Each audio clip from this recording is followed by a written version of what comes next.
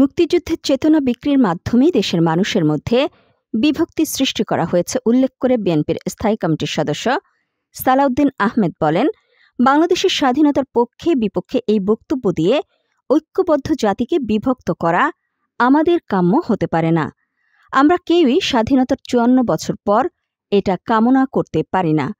আজ শনিবার দুপুরে রাজধানীর সিরডাপ মিলনায়তনে এক গোলটেবিল বৈঠকে প্রধান অতিথির বক্তব্যে সালাউদ্দিন আহমেদ কথা বলেন।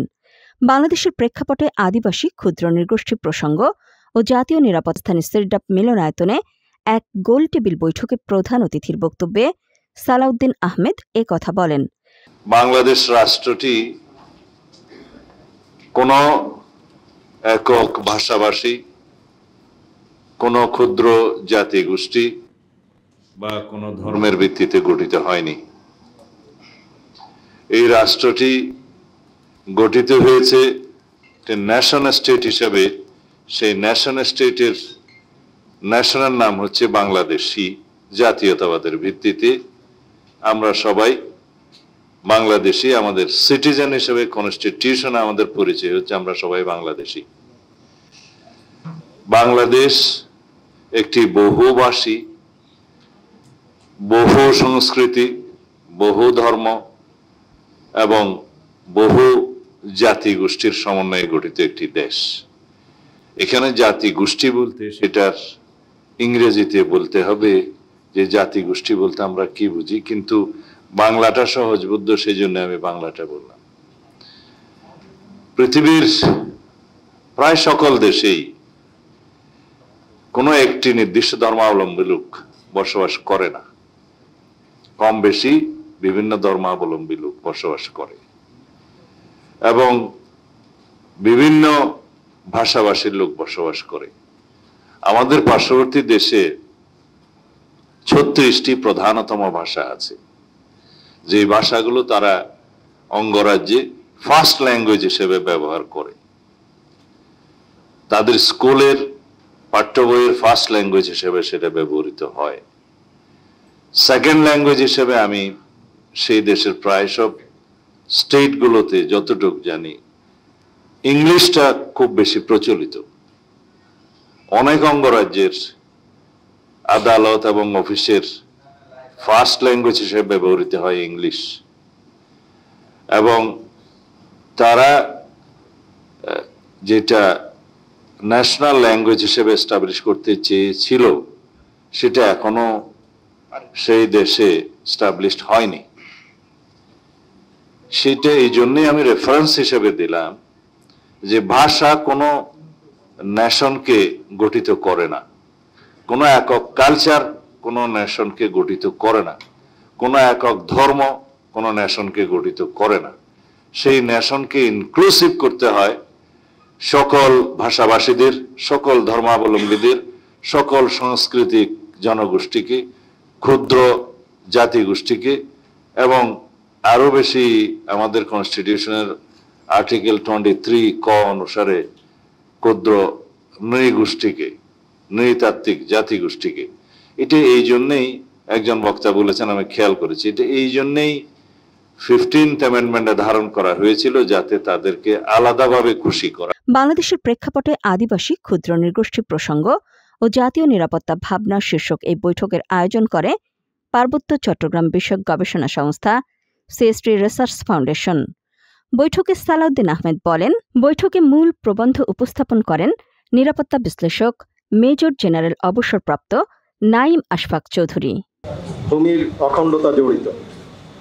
বাংলাদেশে আদিবাসীকে, বাংলাদেশে আদিবাসীদের অস্তিত্ব আছে কিনা, এদেশের ক্ষুদ্র নৃগোষ্ঠীর কেউ কেউ নিজেদের এই অঞ্চলের আদিবাসী হিসেবে দাবি করছেন, তার যৌক্তিকতা আছে কিনা, তাদেরকে আদিবাসী হিসেবে স্বীকৃতি দিলে দেশের কি অসুবিধা, জাতিসংঘের সংশ্লিষ্ট ফোরাম আদিবাসী ও উপজাতি হিসেবে কাদেরকে চিহ্নিত করতে চেয়েছে, আদিবাসী হিসেবে যাদেরকে চিহ্নিত করতে চাচ্ছে তাদের কি কি অধিকার দিতে চাচ্ছে, এর সাথে বাংলাদেশের সংবিধানের কোনো সাংঘর্ষিক বিষয় আছে কিনা তা নিয়ে পর্যালোচনা করা। এদেশে বসবাসরত সকল বৈধ নাগরিকের সমান অধিকার, যা আমাদের সংবিধানে কমপক্ষে 27, 28-1, 28-2 এবং 29-1 অনুচ্ছেদে নিশ্চিত করা হয়েছে। রাষ্ট্র হিসেবে আমরা সকল নাগরিককে, বিশেষত ক্ষুদ্র নৃগোষ্ঠীর সাংবিধানিক অধিকার নিশ্চিতে যথেষ্ট কাজ করছে কিনা অথবা করার সদিচ্ছা আছে কিনা তা পর্যালোচনা করা। আজকের এই আলোচনাংশে 4টি মূল প্রতিপাদ্য আঙ্গিক জড়িত। প্রথমত ঐতিহাসিক, দ্বিতীয়ত আইনগত, তৃতীয়ত আর্থসামাজিক এবং চতুর্থত নিরাপত্তা বিষয়। প্রথমে ঐতিহাসিক পর্যালোচনা। বাংলাদেশের ভূখণ্ডে হাজার হাজার বছর ধরে বাঙালিদের সাথে বিভিন্ন জাতিগোষ্ঠীর বসবাস। বাংলাদেশে আবিষ্কৃত প্রত্নতাত্ত্বিক গবেষণায় খ্রিস্টপূর্ব 3য় শতকের বৌদ্ধ সভ্যতার নিদর্শন পাওয়া যায় কুমিল্লার ময়নামতিতে। খ্রিস্টপূর্ব 3য় শতকে প্রাচীন কুণ্ডনগর, মৌর্য ও গুপ্ত যুগের নিদর্শন বগুড়ার মহাস্থানগড়। খ্রিস্টপূর্ব 1ম সহস্রাব্দের নদীভিত্তিক সভ্যতার নিদর্শন চন্দ্রদ্বীপ বা বরিশাল। দিনাজপুরের রামপুরা ও উড়ালবাড়িতে প্রাপ্ত মৃৎপাত্র ও পাথরের সরঞ্জাম প্রাগৈতিহাসিক। নরসিংদীর উয়ারি ও বটেশ্বরের প্রত্নতাত্ত্বিক নিদর্শন খ্রিস্টপূর্ব 400 থেকে 100 অবধি। এরপর আমরা পাল রাজবংশ, সেন রাজবংশ, মোগল শাসন এবং ইংরেজ শাসনের কথা উল্লেখ করতে পারি। অর্থাৎ এই অঞ্চলে বাঙালির বসবাস প্রাগৈতিহাসিক যুগ ধরে। অপরদিকে বাংলাদেশে মোট 48টি ক্ষুদ্র নৃগোষ্ঠী ও উপজাতির বসবাস। তার মধ্যে 13টি উপজাতি পার্বত্য চট্টগ্রামে বসবাস করছে।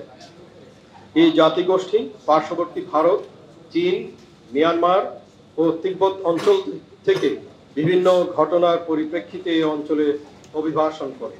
অনুষ্ঠানে সভাপতিত্ব করেন সেস্ট্রি রিসার্চ ফাউন্ডেশনের চেয়ারম্যান মেহেদী হাসান পলাশ। তিনি তার বক্তব্যে আদিবাসী ও ক্ষুদ্র নৃগোষ্ঠী বিষয়ে বিস্তারিত ধারণা দেন।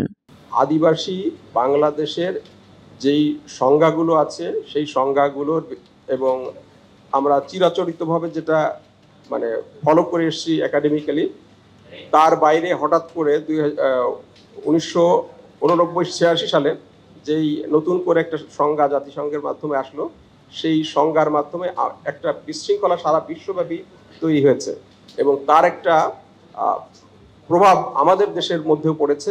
সেই বিষয়টা আমাদের স্বাধীনতা এবং সার্বভৌমত্বের সাথে সাংঘর্ষিক। পাশাপাশি এই অঞ্চলের আদিবাসী বলতে যে মূল জনগোষ্ঠী বোঝায়, সেই জনগোষ্ঠী মূলত আমরা বাঙালিরা, বাঙালি হিন্দু, বাঙালি বৌদ্ধ, বাঙালি খ্রিস্টান।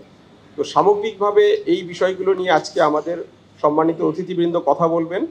সেস্ট্রি রিসার্চ ফাউন্ডেশনের চেয়ারম্যান মেহেদী হাসানের সভাপতিত্বে গোলটেবিল বৈঠকে আরও বক্তব্য দেন বিএনপি চেয়ারপারসনের প্রতিরক্ষা উপদেষ্টা মেজর জেনারেল অবসরপ্রাপ্ত ফজলে এলাহি আকবর, জামাত নেতা শাহজাহান চৌধুরী, লেবার পার্টির চেয়ারম্যান মুস্তাফিজুর রহমান ইরান ও আম জনতার দলের সদস্য সচিব তারেক রহমান। অন্যান্যদের মধ্যে উপস্থিত ছিলেন এবি পার্টির চেয়ারম্যান মজিবুর রহমান মঞ্জু। বৈঠকে আরও বক্তব্য দেন আন্তর্জাতিক মাতৃভাষা ইনস্টিটিউটের পরিচালক অধ্যাপক মোহাম্মদ আসাদুজ্জামান, মানারাত ইন্টারন্যাশনাল ইউনিভার্সিটির উপাচার্য Mohammad Abdur Rob, Osmani center for peace and securities স্টাডিজের চেয়ারম্যান মেজর জেনারেল অবসরপ্রাপ্ত মোহাম্মদ মাহফুজুর রহমান, ঢাকা বিশ্ববিদ্যালয়ের অধ্যাপক সুকমল বড়ুয়া, জাহাঙ্গীরনগর বিশ্ববিদ্যালয়ের অধ্যাপক সুফি মুস্তাফিজুর রহমান, চট্টগ্রাম বিশ্ববিদ্যালয়ের অধ্যাপক কাজী মোহাম্মদ বরকত আলী, রাজশাহী বিশ্ববিদ্যালয়ের অধ্যাপক মোহাম্মদ তারেক ফজল, প্রতিরক্ষা বিশ্লেষক ব্রিগেডিয়ার জেনারেল অবসরপ্রাপ্ত আবদুল্লাহ আল ইউসুফ, খাগড়াছড়ি জেলা পরিষদের সাবেক চেয়ারম্যান বাবু রুইথি কারবারি, অ্যাক্টিভিস্ট থোয়াই চিং মং শাক প্রমুখ।